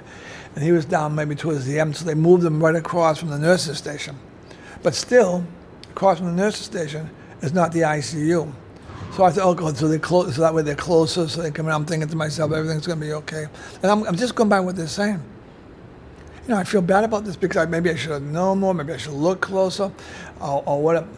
When his mom had called and spoke to him on the phone, she said to me, "He doesn't look well." I said, "Yes, he doesn't look well at all, but they're saying this and that, and they're treating him and so forth." A lot of this didn't become noticeable. I didn't realize a lot of this until after he had passed, and we went back and started looking at the medical records, and realized no doctor saw my son. And no nurse. The nurses were there. They were in the room all the time. They were there all the time. I can't say the nurses were there. They were taking his vitals. I don't know even. I'm not sure when they took blood tests, but I know they took a blood test of him at 6 a.m. in the morning, from what I understand. He died about 7. So I'm wondering if they took the blood. Maybe the blood test result wasn't up. If they took a blood test at 6, couldn't they see how he looked? He was in trouble, distress. The blood test would have shown all of it. It's done stat. By the time they got, maybe he had already passed. I don't know. I'm just looking at what the record says. But they're looking at him all night. I'm laying him in bed, and I'm keeping asking him. It's very difficult to hold the respirator. I'm not complaining, but it's very difficult to hold the respirator on a 5-year-old who's arguing with you the whole night. That's why I know that he should probably have been intubated, because he was fighting to keep that respirator on. And we're in a pediatric unit. They must face this all the time. So, yeah. So no doctors came in the whole time, and they never did the virus. They never even cultured him to find out what virus he had. And then at 7 o'clock, around 7 o'clock in the morning, he passed. Well, what time was the last time he spoke to you?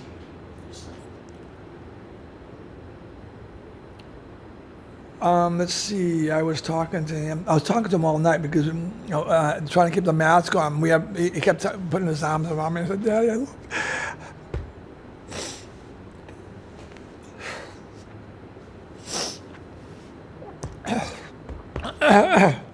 Sorry. He kept telling me, "Daddy, I love you," 2 or 3 times during the night. He told the nurse, "I love my daddy."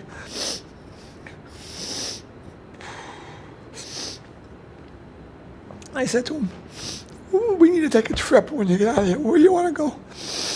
He said, "I want to go to Hong Kong, Disneyland." I said, "Okay, but you got to keep the respirator on, okay? Because that's the way we're going to." He said, "Okay, Daddy." At 5:30 in the I was talking to him about 5 o'clock, at 5:30 in the morning.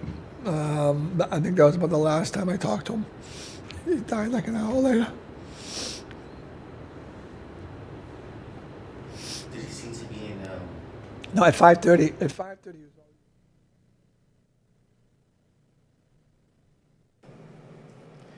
This won't change all the bad things that we understand happening on Guam, that happen right in front of our eyes, will not change without a change in our leadership forced through a political revolution that comes from the people.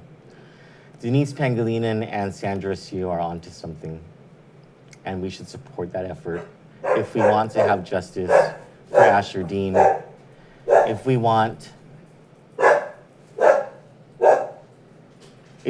good things to happen for David Lepofsky, Monica De Vera, Annalyn Lagrimas, Jim Mansfield, Twyla Taidagui, and so many others who have despaired through a very trying time in our political history because of the failures of our government leaders and their corruption.